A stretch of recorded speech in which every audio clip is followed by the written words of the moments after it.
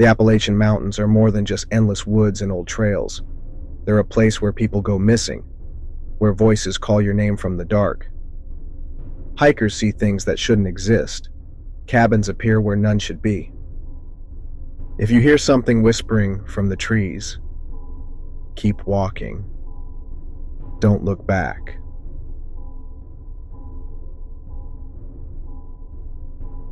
I work as a park ranger in the Appalachian Mountains, and over the years, I've seen my fair share of weird shit. People talk about strange creatures, voices calling them from the woods, missing hikers who turn up miles away with no memory of how they got there. Most of it I chalk up to exhaustion, paranoia, or the isolation messing with their heads. But what I saw last fall, I still have no explanation for. It was a cold October night, and a heavy fog had rolled in. Fog in the Appalachians isn't unusual, but this one was different. Thicker than normal, moving like it had a mind of its own.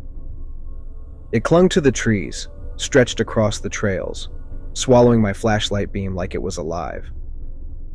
I was patrolling the Pine Hollow trails, making sure no campers were breaking curfew. That's when I heard it. A voice. Low, calm, almost cheerful, and it was close. It's a beautiful night for a walk. I froze. The voice was coming from somewhere ahead, but I couldn't see anything through the fog. I flicked my flashlight in that direction. Nothing. I called out, "Hello? Park ranger, do you need help?" Silence. Then, the same smooth voice, closer this time. "It's a beautiful night for a walk." A chill ran down my spine. I stepped off the path, shining my light through the trees, and then I saw him. A tall man, dressed in old-fashioned clothes, a black suit, a wide-brimmed hat, like something out of the 1930s.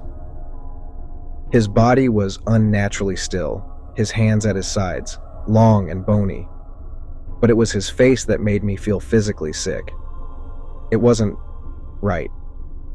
Like the skin didn't fit, stretched too tightly over his skull, leaving his features smooth and blank.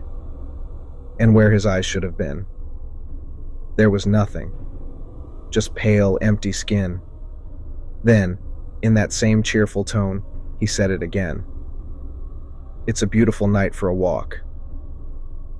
Every instinct screamed at me to run, but my feet wouldn't move. Then he stepped forward. His movements were wrong, like he was gliding, his body jerking slightly with each step. I stumbled back, nearly tripping over a root. The fog swirled around him, curling at his feet like it was part of him. Then he stopped, tilting his head slightly, and in a low whisper he said, "You've seen me before." My chest tightened. What the hell was he talking about? I'd never seen him before in my life. I forced myself to speak, keeping my voice steady. "Sir, if you're lost, I can escort you back to the station." The man grinned. His mouth was too wide, too sharp, like his skin was splitting apart to reveal something underneath. Then, slowly, he raised his hand and pointed behind me. I didn't want to turn around. I could feel something standing there just out of sight, but I had to look. I turned my head just slightly and saw another figure, just like him. Same suit, same blank face, standing in the fog 10 feet away, perfectly still, watching. Then, another one, and another. They were everywhere, surrounding me. Their empty faces turned toward me, all standing motionless in the mist. I backed up slowly, my heart hammering. "It's a beautiful night for a walk," they all said in unison. Their voices blended together, smooth and rhythmic, like a radio broadcast on repeat. I turned and ran. I don't remember much of the sprint back. The fog was so thick, the trail barely visible. I could hear their voices behind me, calling after me, growing fainter and fainter, until they just stopped. When I finally reached my patrol truck, I jumped inside, locked the doors, and floored it back to the station. I didn't tell anyone what I saw. I knew they wouldn't believe me. But when I checked the security footage the next day, there was nothing on the tape, just thick, swirling fog. But here's the thing. Ever since that night, I keep seeing people in suits when I'm out on patrol, just out of the corner of my eye, standing, watching. And sometimes, late at night, when I'm alone in my cabin, I hear it. A smooth, cheerful voice whispering outside my window. It's a beautiful night for a walk.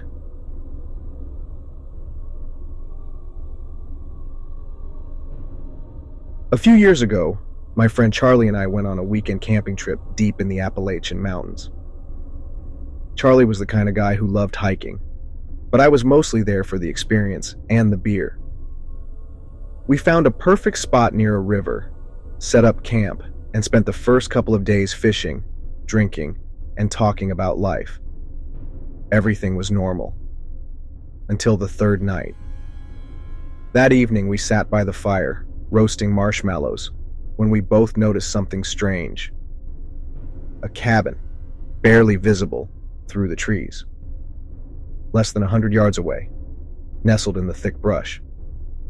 The weird part? It hadn't been there before.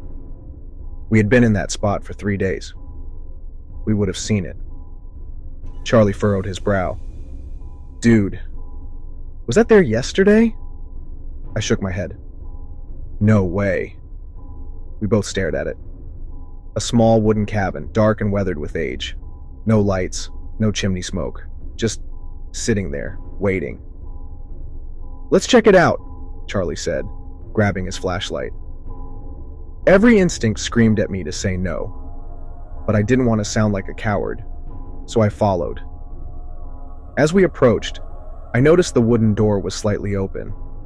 The air felt heavier the closer we got, like the forest itself was holding its breath. Charlie stepped up first, pushing the door open with the end of his flashlight. Inside, the cabin was silent, and then I noticed something that made my stomach drop. A table sat in the center of the room, set for two. Plates, cups, 2 chairs pulled out, like someone had been waiting for us. My mouth went dry. You sure no one else is out here? I whispered. Charlie shook his head. We haven't seen another person for miles.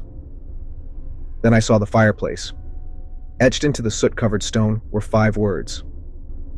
I saw you come in. A cold shiver ran through me. Let's go, I said quickly, but Charlie was already stepping further inside. Wait, he whispered. Look at this. He pointed to the mantel above the fireplace, old photographs, covered in dust. Charlie picked one up and wiped the glass clean. And that's when we saw our own faces. My breath caught at my throat. It was us, sitting at this same table, wearing the same clothes we had on right now. But the photo was old. The edges were curled, the colors faded, like it had been taken years ago. My chest tightened. This isn't possible, I whispered. That's when we heard it. Footsteps above us. Charlie and I both looked up at the rotting ceiling, the sound of slow, deliberate steps moving across the wooden planks. I swallowed. Charlie, there's an attic. A low creak filled the room. The sound of a door opening upstairs. Then, a single thud, like something had stepped onto the staircase. That was enough. Go! Now! We bolted for the door. As we ran back to camp, the air around us felt different. The trees looked thicker, the path longer, like the forest itself was shifting around us. Charlie gasped. Dude, where's the fire? I turned, my stomach dropping. Our campfire was gone. So were our tents, our gear, our backpacks, everything. Like we had never been there. Charlie turned, in a circle, panic settling in his eyes. What the hell is going on? Then, a sound from behind us. A whisper. Software. Faint, but clear as day. "Come back inside." I didn't look back. I grabbed Charlie's arm and we ran. Through twisting trails past silent trees until we reached my truck. It was exactly where we left it. We threw ourselves inside, locked the doors, and peeled out, tires kicking up dirt. As we drove down the winding forest road, my hands trembled on the wheel. Then Charlie spoke, his voice barely above a whisper. "Dude, it's still there." I followed his gaze. Through the trees, barely visible in the darkness, the cabin, sitting just off the side of the road, waiting. We didn't stop until we hit the nearest town. Shaking, we sat in a 24-hour diner, trying to process what had just happened. Finally, Charlie pulled out his phone and searched for park maps of the area. After a few minutes, he went pale. There's no record of a cabin there. I leaned in. The satellite images showed dense forest where we had been. No roads, no structures, no signs of human activity. I called the park ranger station. The guy on the other end of the line was silent for a long time. Then he finally spoke. "If you saw a cabin out there, you were never supposed to find it." And he hung up. We never went back. Charlie refused to talk about it again. And honestly, I didn't blame him. But sometimes, I still dream about that fireplace. About the words carved into the stone.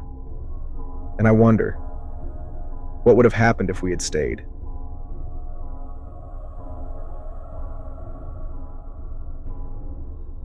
My family has owned a hunting cabin in the Appalachian Mountains for generations.